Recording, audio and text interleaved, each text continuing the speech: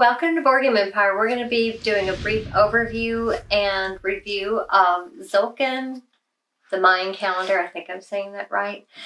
This is a game where you are trying to get the most points, and this dial right here will turn at the end of each day. So you're trying to collect resources like corn, stone, lumber, gold, and skulls. You're trying to gain all these resources by putting your workers that you have available at the time on whichever the lowest spot on any of these smaller wheels or gears, they call them. You have to go on the lowest number available, which is 0. And so if it's anything other than 0, you have to pay that amount in corn. Corn is the commodity in this game. But if it's blocked off, with a 2-player variant or a 3-player variant, there's variants that you block some of these off. So if it's blocked off, then you have to go to you would just put yours on the very next one, which would be number 1. So right. So basically, it's a very strategic game where you are deciding. You start out with, is it 3 workers? Three workers. You have 3 more available that you can activate and use. They're on this dial right here, this gear. If you allow your worker that would be take you 3 days, allow it to do 3 days cycle, and once it ends here, you would choose remove for your action that turn, and you get to gain another worker. Keep in mind that you have to feed each worker 2 corn. There's 4 feeding days. You have to have enough corn to feed them. However, there are farms you can purchase here in the market. Those are called your... remember, it's 2 corn, so... What are those tiles called? I forget. Not harvest tiles. I don't remember what those are called, but basically this is the market. This is the monuments. I think these are, buildings. These are buildings. These are monuments. So when you get the farm, this one in particular, there's 3, that means 3 workers are fully fed. You don't have to feed corn to them. So and the cost is 2 wood, which is in tableau. Right, you pay that once, and then it goes in your tableau, and that's an ongoing effect at each of those food days. So you can get up to 6 workers total if you want to do so. It is an advantage to have more actions than your opponents. However, it's also a lot more decisions you have to make because you have to really orchestrate where you're placing your workers. Other than the gears, you could put it on this. It's this starting, it looks just like the starting player marker. You could put your worker there. The only thing it does is it allows you to have the starting player marker, and each turn that someone doesn't put one on there, a corn is added to that spoke, and then the next day it's revolved to the next day. So you get to pick up all the corn that's been placed on the gear prior. So it's a great way to get corn. Corn is the commodity in the game, like I said, and you will need quite a bit of it to be able to really upkeep your workers. Yeah, and to do everything you want to do, because it's going to cost you corn. Because you can, like we said, you pick the lowest number, but there's going to be times when you're going to need to pay 1 or 2 corn. Plus, there's also a guide. The more workers you place in that turn, the more corn you have to pay in addition to. So if you do 2 workers in that turn... Well, you're in the dark... This shoes on the dark side. This is the light side. You pay 1 additional corn. If you do 3 workers, you're going to pay 2 additional corn above whatever you have to pay on the gears. So keep that in mind. You'll easily be spending 4 to 6 corn in a turn to get everything done you want to do. So each of these gears have a name, and in the book they detail what each space does. Yeah, every space is detailed. They do different things. Like this one is where you would get your resources of corn and wood. But you also, if there's a wood on top to get to the corn, sometimes you have to burn it off. Or just take the wood. Yeah. Either one. So that one's a little wonky, not wonky like in a bad way, but you just have to pay attention to how many of those harvest tiles you put down based on how many player counts. Like we only had 2 of each in each section, but these you're going to be piling a wood on top of corn, and that's what he's talking about. You have to take, it says you get your choice of corn or wood, but you get your choice of the tiles that are showing on top is what you get. And once those tiles are gone, that's no longer available to take. This one is where you could get all the resources: wood, stone, corn, gold, the skulls. That's the easiest way to get those skulls. And you need the skulls on this one. That's my favorite track. This is a great way to get points, but you have to plan way ahead. First, you have to get on this one, catch a ride, and it takes you, you could see 4 to 5 days, depending on where you are on this when you start. You got to let that roll for 4 or 5 days, get 1 skull, unless you happen to have made it all the way down on this, is it architecture, agriculture track, I think it's called. If you can manage to get yours all the way to level 3 on this agriculture track, I think it's what it's called, you get an additional skull when you collect a skull on the track. So that's a long shot too, but you could see how you could collect more skulls. The skulls here work, you get on in the beginning. The further you go, the more points you get and more rewards. So I think Anthony snagged this spot. He got 13 points right off the bat. His token was up to here. He got to choose any one resource, and he got to move 1 step up on this sun track here. So there's a lot going on in this game. There's these tracks, there's the market, and all the gears. So you have a lot of decisions to make when you're making, and then this is what was the game changer. The monument. When she got the monument for that, dependent on how many workers, she got 18 points, which, I mean, she still would have won, but... And I had all my workers, because I went because of this. But these are the monuments. In a 2-player game, you only have 4. That's all you have for the whole game. So they're a little tougher to get. It took 3 gold and 3 log, and with everything else you're using things for... because I purchased quite a few of the buildings before that, like a farm and things that would help me progress. There's a level 1 buildings and level 2. Yeah, so. But these are all in game. The monuments, these down here, the buildings are immediate and ongoing. So the immediate ones allow you to move up on these tracks, and these tracks score every feeding day. It depends on what color feeding day. These orange feeding days right here, you score the resource. On the teal feeding days, you score the points on the right side. And as you can see, it starts, I think I covered this, it starts on the teal right here.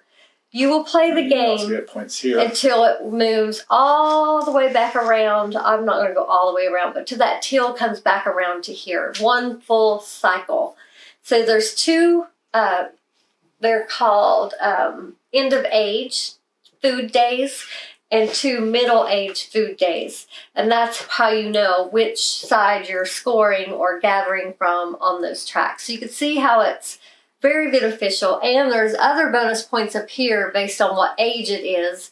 The person that's highest on the track gets those bonus points as well. And it's only 1 person that gets it. So this one scores more early on. This one scores more later in the game. So yeah, there's a lot of ways to earn points in this.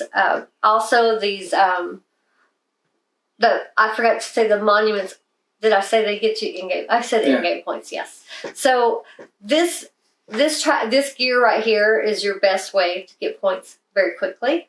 Well, not quickly, but you could continually put a worker on there, especially if you have a lot of workers. That's probably the only way to get it, as opposed to waiting for the seasons and stuff like that, and then end game. So that's the way to pretty much score throughout the game at the beginning.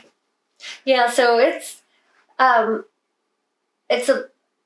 lot of strategy.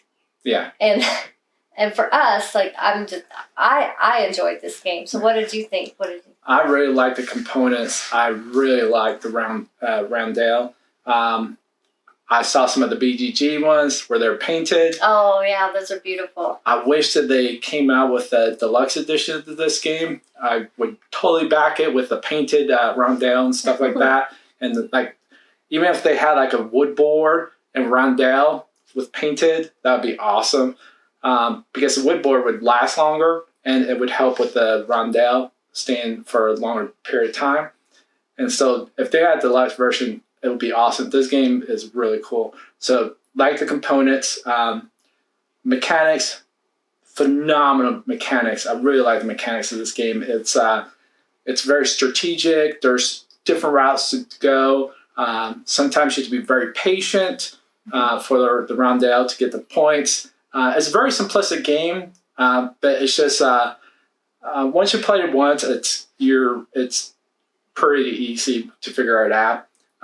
Setup is fairly quick. I think the most part was building the rondelle and putting it in the board. But setup only takes like 5 minutes or less. So replayability, high replayability, so strategic. Like I said, setup is quick. And then the teach is really, really quick. So high replayability with the strategic element to the game. For me, I'm giving this a 9, and it's definitely probably going to go up once we get the expansion because this is a phenomenal game. I actually had trouble sleeping the night we played it because my brain just kept thinking of the strategies of how I lost and why I lost and how I could play in the next game. And then the next day, for half the day, I was still thinking about it. So it's a very strategic game that will just keep, pretty much makes you think throughout the days. So highly recommend. What did you think? Yeah, I really enjoyed this game. It was a lot of fun. I was hooked as soon as I saw this cool gear system. I was like, that is really cool. And it's set. We've actually had this game for a while. The publisher sent us this game. We apologize it's taken us so long to play it, but it's an amazing game. I was just more concerned at that time. We were quite new to the gaming hobby, and so the more complex games we were a little bit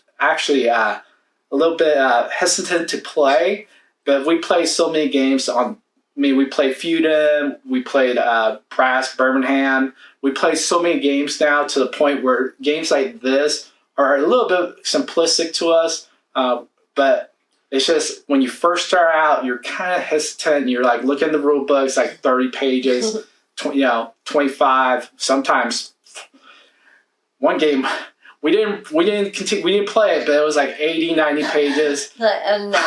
So I think the maximum goes 40. That's a college course. That's not. Yeah. We both have college degrees, and we're just like, nah, we're not going back there. So. Yeah, I really enjoyed this game. There is a lot going on. Like I said, there's so much you have to keep up with. You always have to make sure you're not allowing, especially in a 2-player game, allowing your opponent to get too far ahead of you. I didn't mention, I kind of glazed over it. There's these wealth tiles. You get 4 at the beginning of the game. You get to pick 2 of them.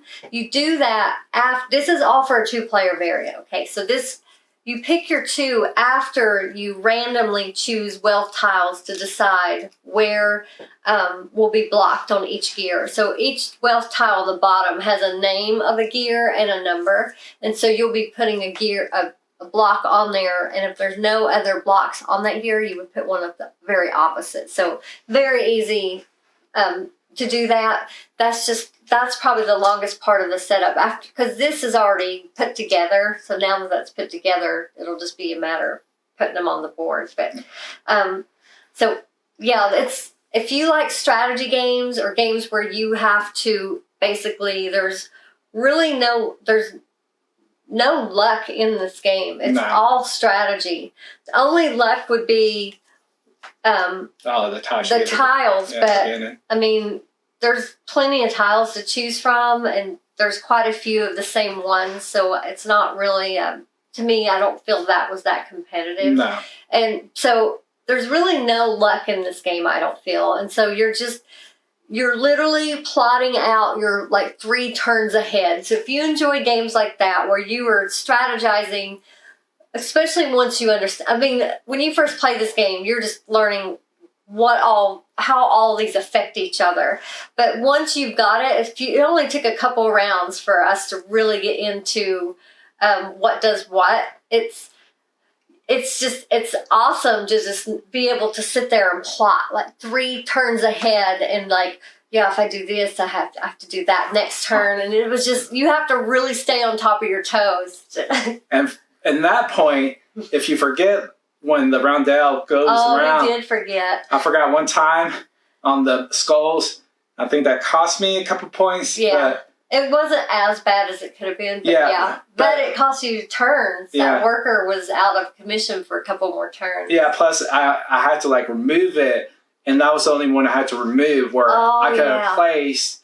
So it kind of like bottlenecked my whole system. I didn't even talk about that mechanic. The only 2 actions in this game are place or remove your workers. I did not specify that, but I mean, I know we're not a how to play video, but still, that is the main mechanic. So that's another strategy in this game because you can't do both. It's one or the other. So like he said, there was several times I was like, dang, that was a waste of a turn. I only had like 1 I could place or 1 I could remove. And so it was that I had to do it. Every turn counts in this game. It totally counts. Yeah. Because my head hurt at the end of the game, but that's because I was learning it. So, it's a little different. But yeah, you were just like totally your brain is like totally tense the whole time. And but I enjoy that. That to me, and if I'm in the mood for that type of game, it's a really fun experience. But so you're just, I forget where I was going with that point, but anyway,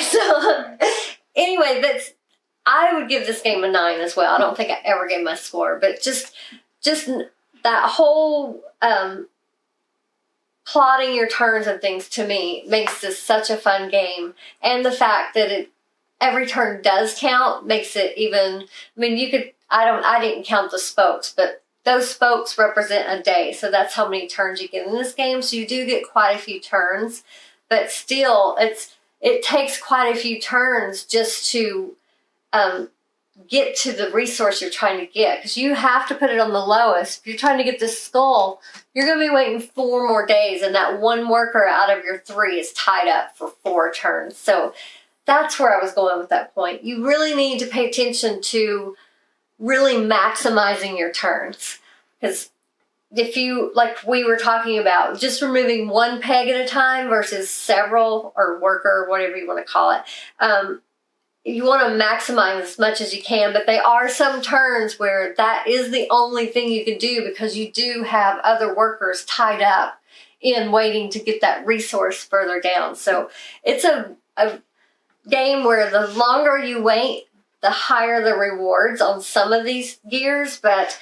at the same time, you've got to keep the progress going. So that's what makes this game fun. It's a balance of that, of knowing when to kind of let that worker ride versus I was just thinking, making progress. I wonder if this means also you can pay the certain amount of corn to place your worker there no matter what.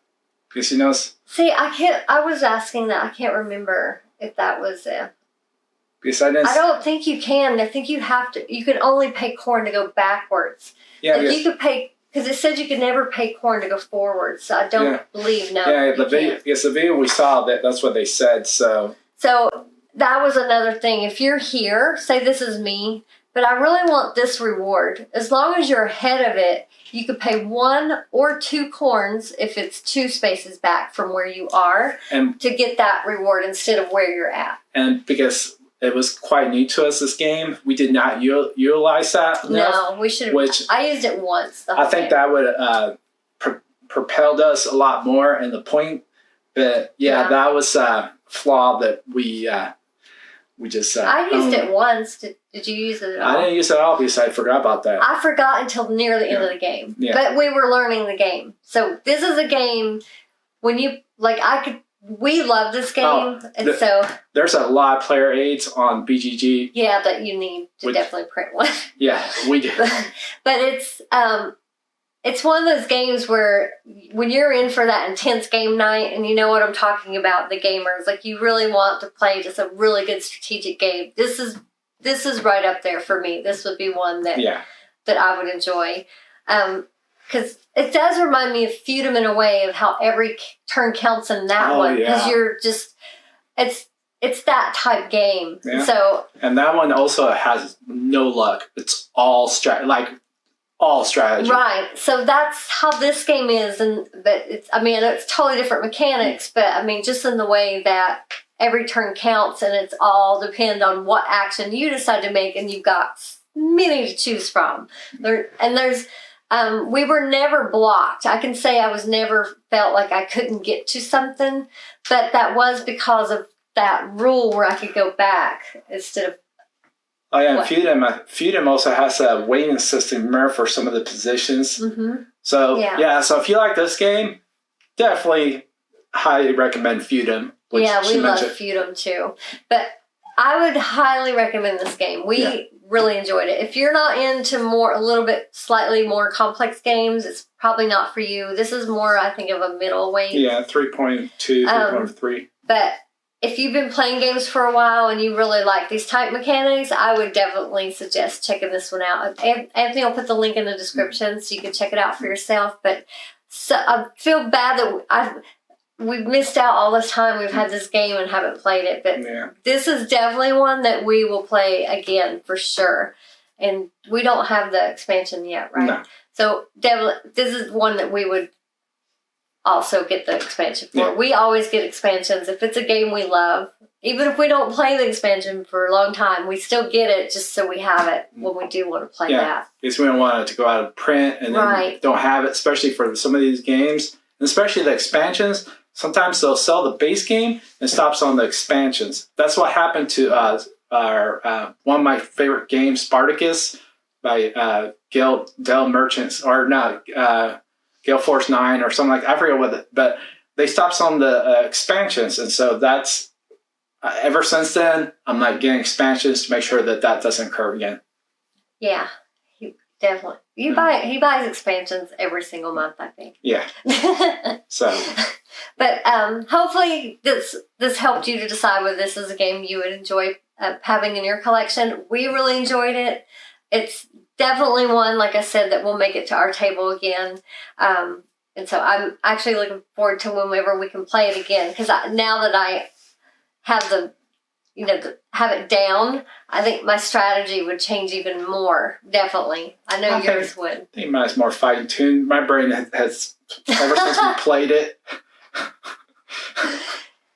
Hopefully I crush him with his new strategy. Mm-hmm. That he worked for days on. I'll just distract you, make you forget your moves. But thank you again for watching. Give this video a like, please. Feel free to let us know what you thought about this game if you've already played it.